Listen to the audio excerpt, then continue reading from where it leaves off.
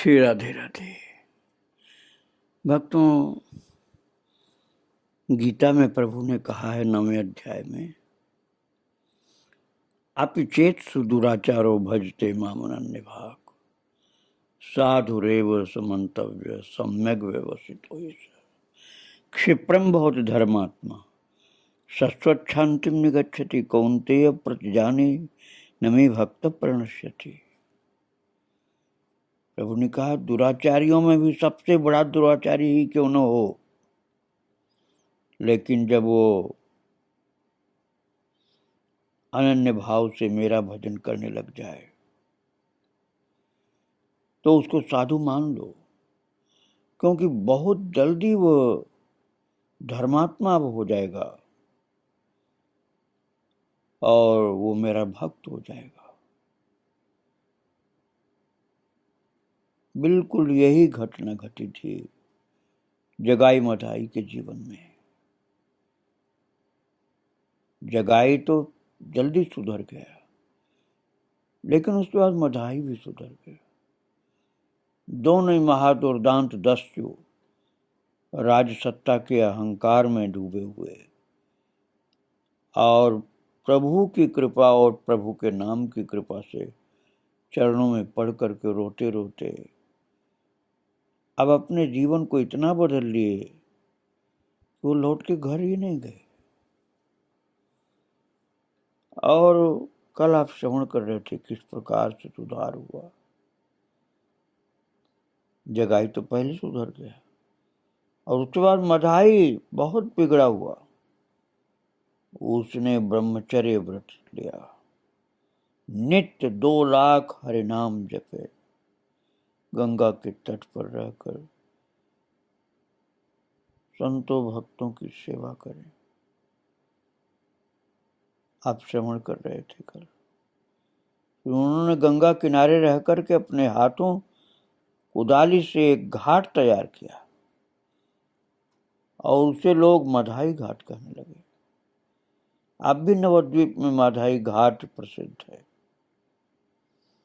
और मधाई के वंशज अब भी हैं। वे लोग श्रोत्रिय ब्राह्मण, परम वैष्णव और गौरांग भक्त हैं। और 2 बातें कह करके बात पूर्ण करूंगा कि जब भगवान इस अवतार में केवल करुणा से जीवों का उद्धार करेंगे तो उन्होंने चक्र का स्मरण क्यों किया? इसका उत्तर ये है कि कोई कोई जीव ऐसी हीन अवस्था को प्राप्त हो जाता है कि वो भय के बिना केवल करुणा से वशीभूत नहीं किया जाता है।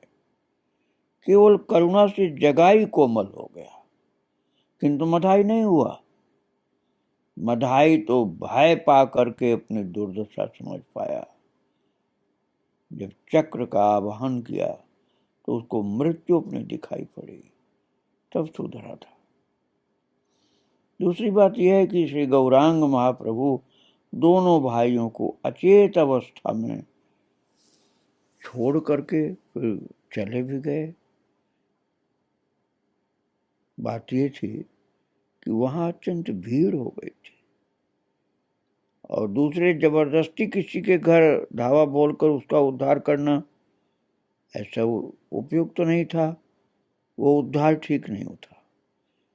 नियम यह कि कृपा प्रार्थी जीव अनुगत होकर कृपा की प्रार्थना करेगा, तब उसके हृदय में जो बीज अंकुरित होता है वह सजीव रहकर परिवर्धित होगा। श्री गौरांग जगाई मधाई का चैतन्य अर्थात होश जगा करके चले आए और उन दोनों ने आकर के श्री चरणों में आश्रय लिया और सही माने में तभी उनके उद्धार की प्रक्रिया आरंभ हुई और जीवन पूर्ण रूप से परिवर्तित होकर भागवत भक्त का जीवन हो गया। संतों भक्तों की सेवा में लग गए दोनों। तो पहले सताते थे संतों भक्तों को, वही संतों भक्तों की सेवा में लग गए और रात दिन भजन करने लगे। इन गौरांग महाप्रभु के भक्तों में सबसे ज्यादा प्राचीन भक्त, उम्र में भी साधना में भी बड़े थे। श्री अद्वैताचार्य जी बुजुर्ग थे, जिनकी प्रीतिमयी आवाहन से महाप्रभु का अवतार हुआ था। ऐसा मधुर हृदय इनका था कि कभी नाराज भी हल्के से होते थे तो हंसते हुए रहते थे। अर्थात वे कितना भी क्रोध क्यों न करें, उससे किसी को भय या किसी प्रकार की परेशानी नहीं होती थी, बल्कि सबको हंसी आती थी कि क्रोध करना भी इनको नहीं आता, हंसते रहते हैं। तो और कीर्तन के पश्चात दोपहर के समय भक्तगण गंगा स्नान को गए और प्रेम के आनंद में सभी उन्मत्त से हो रहे थे। अति वृद्ध लोग भी बच्चे बन गए थे उस समय। उम्र में तो बच्चे नहीं थे, लेकिन व्यवहार में बच्चे दिखलाई पड़ रहे थे, इतना मस्त हो रहे थे। इसलिए गंगा में कूद कर सभी ने जल क्रीड़ा आरंभ कर दी। पहले हाथ पकड़ करके जैसे खेलते हैं बच्चे जल में, ऐसे खेलने लगे, एक दूसरे के ऊपर जल उछालने लगे। और निमाई गदाधर की आंखों में जल मार रहे थे, सब एक दूसरे के से। गदाधर सहन कर लेते थे, कितना ही निमाई अर्थात गौरंग महाप्रभु उनको परेशान करें, लेकिन वो कभी भी सहन करने में पीछे नहीं रहते थे। हाँ, जब प्रेम विभोर की अवस्था होती थी, प्रेम विभोरता की, तब जैसे निमाई ने आंखों में जल गदाधर के मारा तो वो भी हल्का सा जवाब देते थे, जल उनके ऊपर छिड़क कर गंगा स्नान के समय में। और लेकिन जल मार नहीं पाते थे ज्यादा, सोचते थे महाप्रभु को कष्ट न हो जाए। निताई और अद्वैत में ऐसा प्रेम भरा जल युद्ध होता था। तब सभी लोग जल का खेल बाद में बंद करके देखते थे कि अद्वैताचार्य और निताई अर्थात नित्यानंद जल के खेल में एक दूसरे के ऊपर जल गंगा जी का डाल रहे। निताई तो बलवान है, 32-33 साल के हैं, और अद्वैत का शरीर उपवासों से भी सूखा हुआ है, 75 वर्ष के हैं। भला वे निताई से कैसे जीत सकते हैं? वे हार गए। तब निमाई बीच में आकर कहने लगे, एक बार की हार हार नहीं है, 2 बार हारने पर ही हार मानी जाएगी। ये बात सभी ने स्वीकार की। तो निताई और अद्वैताचार्य में फिर जल युद्ध हुआ, और इस बार निताई दोनों हाथों में जल लेकर अद्वैत के सिर पर, मुंह पर और आंख में मारने लगे। अद्वैत को व्यथा होने लगी, तो दोनों हाथों से नेत्र बंद करके कहने लगे, गंवार गंवार। निताई बोले, तो गंवार के साथ युद्ध क्यों करते हो? झगड़ा करने में बड़े चतुर हो। अद्वैत कहने लगे, मैं पक्का ब्राह्मण हूँ, महीने में 10-12 दिन उपवास रखता हूँ। तुम सन्यासी हो, जीवन रक्षा के लिए थोड़ा सा अन्न एक ही बार खाना चाहिए, यह सन्यास का धर्म है। किंतु तुम्हारा मुंह तो रात दिन चलता ही रहता है, तुम्हारे साथ मैं कैसे युद्ध कर सकता हूँ? निताई कहने लगे, तुम तो विशुद्ध ब्राह्मण हो, उपवास से देह सुखा लेते हो। इसके बाद जल युद्ध समाप्त हुआ और श्री नित्यानंद जी और श्री अद्वैताचार्य जी, इन दोनों ने एक दूसरे को बहुत प्यार भरा आलिंगन प्रदान किया है। गले से गले मिले, छाती से छाती सटाकर हृदय से मिले हैं दोनों लोग। निमाई की अनुपस्थिति में अद्वैत कभी कभी निमाई के प्रति कुछ कटाक्ष किया करते थे। कभी कहते, नाचना गाना ये तो नया धर्म चलाया है, कभी तो नाचना गाना धर्म होता नहीं था, हंस कर कहते थे। कभी कहते कि शास्त्र में लिखा है कि कलयुग में अवतार होगा, ये हंसी हंसी में बोलते थे अद्वैताचार्य जी। फिर कभी कहते, निमाई ने बड़ी ज्यादती आरंभ की है, मैं उनका सारा प्रेम सोख लूंगा, फिर देखूंगा वो किस प्रकार प्रेमोन्मत्त होकर नाचते हैं। कोई कोई अद्वैत की इन बातों पर विश्वास कर सोचने लगते कि अद्वैत श्री गौरांग को भगवान नहीं मानते क्या? मानते थे, लेकिन ऊपर से ऐसा बोलते थे। फिर श्री गौरांग के प्रति उनकी प्रगाढ़ भक्ति देखकर फिर ये भ्रम दूर हो जाता कि गौरांग को भगवान नहीं मानते क्या।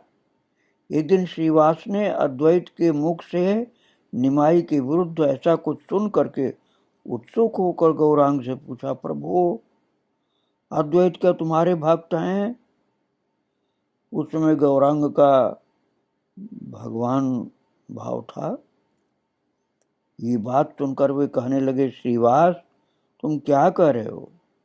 अद्वैत के समान मेरा भक्त तीनों लोकों में कोई नहीं है। और वे ऊपर से मुंह से ऐसे बोलते हैं, लेकिन अंदर से महान भक्ति उनकी। एक दिन कीर्तन में नृत्य करते करते श्री निमाई मूर्छित होकर गिर पड़े। तब श्री अद्वैत अपने मस्तक को श्री गौरांग के चरणों पर घिसने लगे और फिर एक तिनका दांत में दबा करके उसे निमाई के अंग पर आपाद मस्तक फिराकर उसे अपने मस्तक पर रखकर अपनी ठोड़ी पर हाथ रखकर भौहें नचाते हुए नृत्य करने लगे। कुछ देर पश्चात निमाई को चेतना प्राप्त हो गई और वे उठ गए। बोले, आज मैं नृत्य क्यों नहीं कर पा रहा? लगता है तुम में से किसी ने मेरी चरण धूल ली है। किसने ली बताओ? तो सब चुप। अद्वैत भयभीत होकर आगे बढ़कर हाथ जोड़कर कहने लगे, प्रभु यदि आपकी चरण धूल चाहने से प्राप्त हो जाती तो मैं चोरी नहीं करता। चाहने पर मिलती नहीं, इसलिए चोरी करने के लिए मुझे बाध्य होना पड़ा। यदि तुम मना करते हो तो अब यह नहीं करूंगा। इस बार मुझे क्षमा कर दो। श्री गौरांग से अद्वैत ने इस प्रकार डरते हुए बात की। इसका कारण ये था कि श्री गौरांग अद्वैत को भक्ति करते थे, उनको प्रणाम करते थे। केवल इतना ही नहीं, वे कभी कभी उनकी चरण धूल भी ले लेते थे। श्री गौरांग का ये व्यवहार तो श्री अद्वैत के लिए विशेष गौरव का विषय था, संदेह नहीं। किंतु श्री अद्वैत इस बात को लेकर सरल भाव से सदा ऐतराज जताते थे। श्री गौरांग श्री अद्वैत से कहते हैं, तुम्हें किस वस्तु का अभाव है कि तुम एक क्षुद्र व्यक्ति के यहाँ चोरी करने के लिए जाओगे? अर्थात तुम्हारे पास बहुत ऊंची भक्ति है, तुम चोरी चरण की रज क्यों लेते हो? चरण क्यों छूते हो चोरी से? तो ठीक है, चोर 10 दिन चोरी करता है, गृहस्थ एक ही दिन में अपना धन वापस ले लेता है। देखो मैं अपना धन अभी वसूलता हूं। ये प्रेम की हंसी होती थी भक्तों। अद्वैत आचार्य के ही भक्ति भाव से तो भगवान का अवतार हुआ था, लेकिन वो हंसी हंसी में अपने को भक्त नहीं वैसा दिखाते थे। और महाप्रभु को पता था कि अद्वैताचार्य जैसा भक्त दूसरा जल्दी कहाँ मिलेगा। तो महाराज निमाई अर्थात गौरांग ने अद्वैत को जमीन पर, अब देखिए इनकी भक्ति और प्रेम, भगवान थे ना तो। और अद्वैताचार्य वृद्ध जरूर थे, 75 साल के थे, लेकिन अब उस समय खेलकूद में अपने को वृद्ध थोड़े दिखाते थे।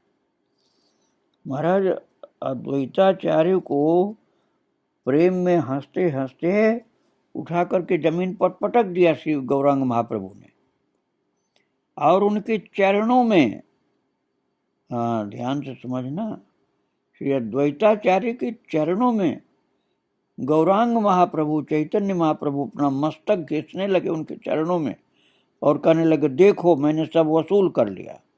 जितने मेरी चरणों के रज की चोरी तुमने किया है, चोरी चोरी प्रणाम करके, आज मैं सब वसूल कर रहा हूं। अब क्या करोगे? तो अद्वैत ने कहा, प्रभु तुम रख भी सकते हो, मार भी सकते हो, इसलिए तुम जो चाहो सो करो, लेकिन प्रभु यदि तुम दंड दोगे तो हम और किसके पास जाएंगे? श्री गौरांग कृतार्थ होकर बोले, तुम स्वयं महादेव हो, तुम्हारी चरण धूल पूरे शरीर में मलने से भक्ति का उदय होता है, इसलिए सभी का कर्तव्य है तुम्हारी चरण धूल ग्रहण करना। ये सुनकर अद्वैत आनंद से नाचने लगे। ये प्रेम और भक्ति से भरपूर हंसी में ये लीला होती थी भक्तों। एक दिन नृत्य करते करते निमाई कहने लगे, आज मेरे शरीर में आनंद क्यों नहीं? आज मैं नृत्य क्यों नहीं कर पा रहा? क्या मुझसे तुम लोगों के प्रति कोई अपराध हो गया है? यदि हुआ है तो मुझे क्षमा करो, मुझे प्रेम दो, मेरे प्राण निकल रहे हैं। और निमाई कभी कभी ऐसे कह करके बिल्कुल अपने भक्त स्वरूप को प्रकट करते थे। एक दिन निमाई कहने लगे, आज मैं नृत्य क्यों नहीं कर पा रहा? ऐसा प्रतीत होता है कि आज यहाँ कोई बाहरी व्यक्ति है, यदि है तो उसे बाहर कर दो। रात्रि के समय द्वार बंद कर सैकड़ों भक्त एकत्र होकर कीर्तन करते थे। यदि एक बाहरी व्यक्ति उसमें छिप कर बैठ जाए तो उसमें आश्चर्य क्या है? बात ये थी भक्तों ने कि जिनकी श्रद्धा कमजोर होती है वो हमेशा छानबीन करते रहते हैं कि सच्चाई कितनी है, ढोंग तो नहीं, कोई झूठा तो नहीं, कोई दिखावा तो नहीं।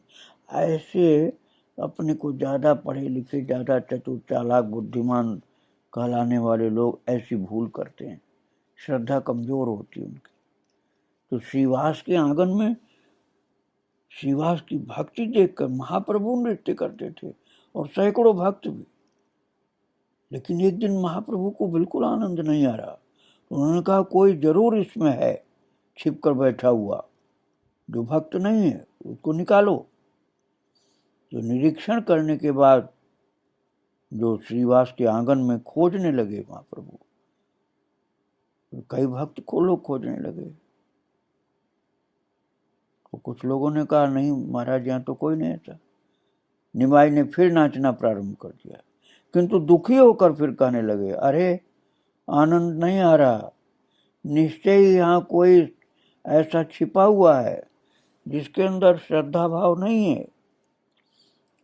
तब श्रीवास जी कमरे के अंदर तलाशने गए तो देखा कि पीढ़े पर गुड़मुई हुई उनकी सास बैठी है।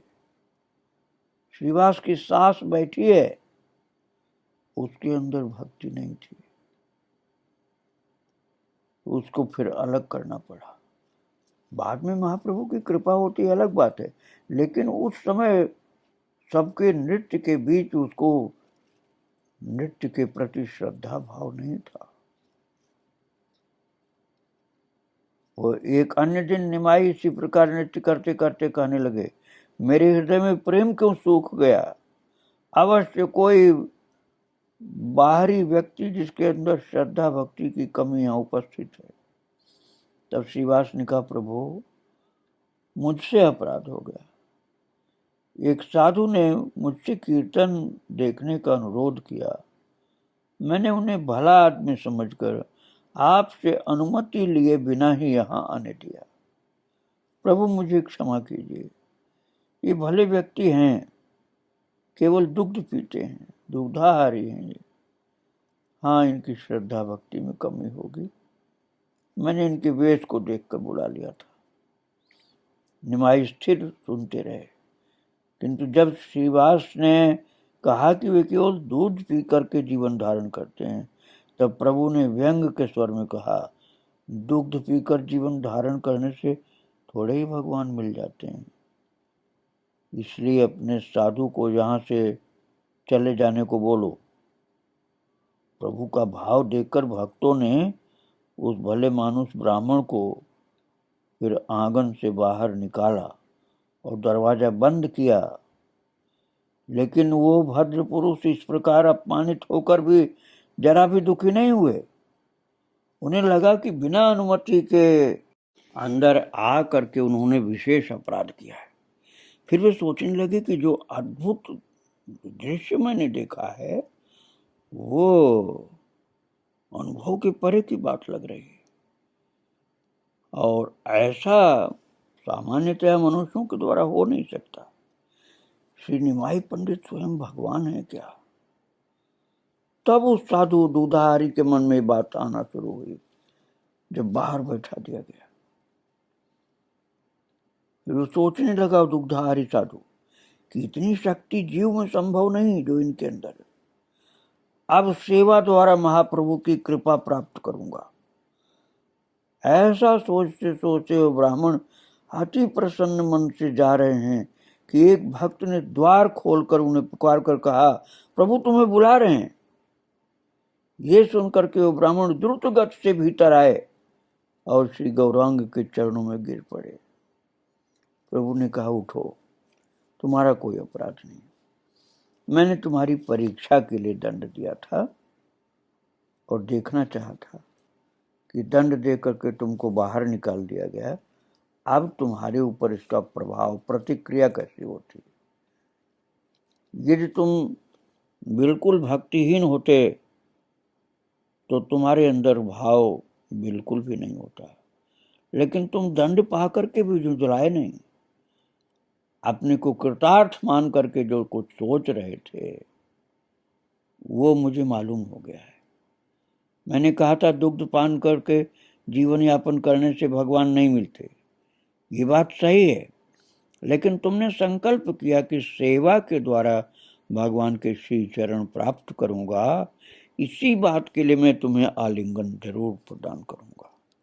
ऐसा कह करके श्री गौरांग ने उस दुग्धाहारी ब्राह्मण को उठा करके अपने हृदय से लगा लिया, क्योंकि उन्होंने कहा था बाहर निकाले जाने के बाद भी कि मैं अब भगवान की सेवा करके उनको प्राप्त करूंगा। तो इस बात पर प्रसन्न हुए थे प्रभु, और जब हृदय से लगा लिया उठा करके, उसी क्षण प्रेम धन प्राप्त करके आनंद में मूर्छित होकर के दुग्धाहारी ब्राह्मण जो साधु था वो महाप्रभु के चरणों में गिर पड़ा। तभी से वो भाग्यशाली ब्राह्मण सदैव के लिए श्री गौरांग के दास बन गए। भक्तों, कीर्तन में भी सभी एक भाव वाले होना चाहिए, अन्यथा कीर्तन में या कृष्ण कथा में तरंग उठने में बाधा पड़ती है। इसलिए कथा में भी और कीर्तन में भी नास्तिक के बैठने से हानि होती है। भाव वाले, श्रद्धा वाले बैठे तो आनंद विशेष आता है। श्री अद्वैताचार्य के साथ प्रभु की लीलाएं जो चल रही मैंने आपको सुनाया ही। एक रात प्रभु को नृत्य में सुख नहीं हो रहा था, अतः वो दुखी होकर कहने लगे, मैंने किस अपराध से प्रेम खो दिया आज क्या राजमार्ग में दुष्ट लोगों का संग हो गया था, या तुम लोगों के प्रति कोई अपराध हो गया है। मुझे बड़ा दुख हो रहा है, तुम सब कृपा करके मेरा अपराध क्षमा करके मुझे थोड़ा प्रेम दो, नहीं तो मेरे प्राण निकल जाएंगे। महाप्रभु ऐसा बोल रहे थे। भक्तगण जो नृत्य कर रहे हैं वो प्रेम की शक्ति से कर रहे हैं। जिसके हृदय में किसी कारण से प्रेम शुष्क हो गया है वो कपट नृत्य तो कर सकता है, पर उसका वास्तविक नृत्य नहीं हो सकता है, प्रेम वाला नहीं हो सकता नृत्य। मदमत्त व्यक्ति की मादकता टूटने पर जो दुख होता है उसे उसी प्रकार का क्लेश होता है, उसका प्रेम उनिदा हो जाता है। श्री गौरांग ये बात कह रहे थे, सभी दुखी और भी भयभीत होकर सुन रहे थे, लेकिन श्री अद्वैत प्रेम में डगमग डगमग होकर नृत्य कर रहे हैं। तब निमाई ने विनीत भाव से अद्वैत से कहा, गोसाई तुम प्रेम में नृत्य कर रहे हो, किंतु मैं और श्रीवास प्रेम धन से वंचित होकर भयानक दुख पा रहे हैं। तुम प्रेम के भंडारी हो, श्रीपाद नित्यानंद तुमसे प्रेम प्राप्त करना चाह रहे हैं। सब तुम्हारी कृपा से प्रेम सुख आस्वादन कर रहे हैं, केवल मैं और श्रीवास, बस दो ही लोग तुम्हारी कृपा से वंचित हैं। अद्वैताचार्य से भगवान कह रहे हैं। और भगवान श्री गौरांग महाप्रभु ने अद्वैताचार्य से कहा कि मेरे ऊपर कृपा करो, अन्यथा आप मेरे प्राण निकल जाएंगे। श्री अद्वैत इस बात पर किंचित भी ध्यान न देकर दाढ़ी पर हाथ रखकर आनंद से नाचने लगे। तब प्रभु ने कुछ व्यंग और कुछ झुंझलाहट से कहा, गोसाई, ये तुम मुझे प्रेम नहीं दोगे तो मैं तुम्हारा सारा प्रेम सोख लूंगा। प्रेम सोख लेने वाली बात श्री अद्वैत की है कि पीछे से प्राय कहा करते, मैं विश्वम्भर का प्रेम सोख लूंगा। विश्वम्भर अर्थात चैतन्य महाप्रभु। कभी कभी वो कहते थे ऐसा अद्वैताचार्य कि मैं विश्वम्भर का प्रेम सोख लूंगा, फिर देखूंगा वो कैसे नाचते हैं। अब प्रभु अद्वैत की उसी बात को लेकर के व्यंग से करें, मुझे प्रेम नहीं दोगे तो तुम्हारा प्रेम चूस लूंगा। ये सुनकर के श्री अद्वैत ने कुछ कहा जो सबके समझ में नहीं आया। आचार्य गोसाई उस समय प्रेम में उन्मत्त थे। तब उन्होंने जो कुछ कहा वो सोच विचार करके नहीं कहा। और वो बोले कि भक्ति के बल से बलवती होकर सत्यभामा ने कृष्ण को बेच दिया था। श्री अद्वैत उसी बल से श्री गौरांग से दो कर्कश बातें कह दें, इसमें क्या है आश्चर्य। इसे लगता है कि अद्वैत ने गौरांग से कुछ अनुचित बात कही थी। श्री अद्वैत के कर्कश वाक्य सुनकर के श्री निमाई ने कोई उत्तर नहीं दिया। तुरंत द्वार खोलकर गंगा की ओर दौड़ गए। निमाई ने यह कार्य बिजली की तरह किया, इसलिए नित्यानंद और हरिदास के अतिरिक्त और कोई उसे लक्ष्य नहीं कर पाए। निताई के नेत्र गौर को छोड़ करके किसी और नहीं जाते थे। उनके नयन भ्रमर केवल गौर मुख पद्म मधुपान में रात दिन मत रहते थे। निताई और हरिदास श्री गौरांग के पीछे पीछे दौड़ गए और महाराज निमाई तो दौड़कर गंगा में कूद पड़े। थोड़ी देर बाद ही निताई और उनके बाद हरिदास ने भी छलांग लगाई। निमाई मूर्छित होकर अर्थात प्रेम की मूर्छा में जलमग्न हो रहे थे। निताई और हरिदास में से एक ने मस्तक और दूसरे ने चरण पकड़कर निमाई को जल से बाहर निकाला। तब निमाई ने चेतना प्राप्त करके थोड़ा सा नाराज होकर कहा, तुमने मुझे क्यों निकाला? इस प्रेम शून्य देह को रखकर क्या लाभ? प्रभु की ये बात सुनकर निताई की आंखों से आंसू की धार बहने लगी। निताई की आंखों में जल देख करके निमाई ने अपना सिर झुका लिया। निताई कहने लगे, सेवक यदि गर्व कर तुमको दो बात सुनाए तो तुम उसके प्राण ले लोगे। ये भाव की ऊंची बात है भक्तों। और इस तरह गंगा तट पर गंगा स्नान करते हुए भावातिरेक में आनंद विभोर हो रहे हैं महाप्रभु अपने प्रेमी भक्तों के साथ। यह दृश्य रखिए अपने हृदय में। आगे की चर्चा मैं फिर सुनाऊंगा आपको। श्री राधे राधे। जय जय श्री राधे श्याम। जय जय श्री सीताराम।